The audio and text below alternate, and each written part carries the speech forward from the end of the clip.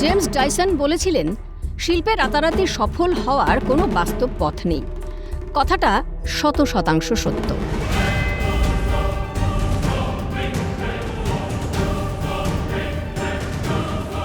স্বাভাবিকভাবেই মাত্র 2 মাসের খতিয়ান দেখে একটি সরকারের শিল্প উদ্যোগের খতিয়ান দেওয়া উচিত নয়। কিন্তু 2 মাসে এটুকু বোঝা সম্ভব শিল্প নিয়ে সরকারের ভাবনাটা কি। সাঁকরাইলের ধুলাগড়ে ইতিমধ্যেই আমুল একটি কারখানা তৈরি করছে।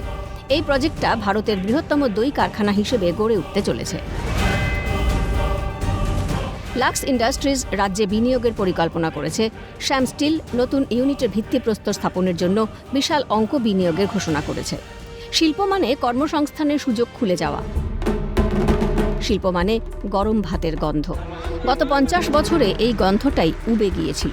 বিধানচন্দ্র রায়ের আমলে দুর্গাপুর শিল্পাঞ্চল, Chittaranjan locomotive works, Kalyani engineering hub শিল্পের পতাকা উড়েছিল বাংলায়।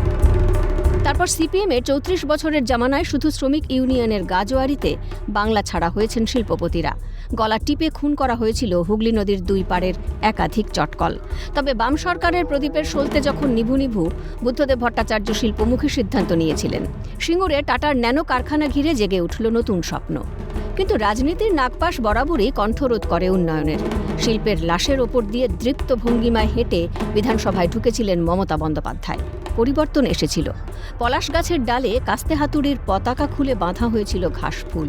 কিন্তু শিল্প রয়ে গেল খোকার বইয়ের গল্পকথায়। রাজ্যে মাথাচাড়া দিল কয়েকটা শিল্প: সিন্ডিকেট শিল্প, চুরি শিল্প এবং অবশ্যই চপ শিল্প। খরা কেন আমি বুঝতে পারছি না।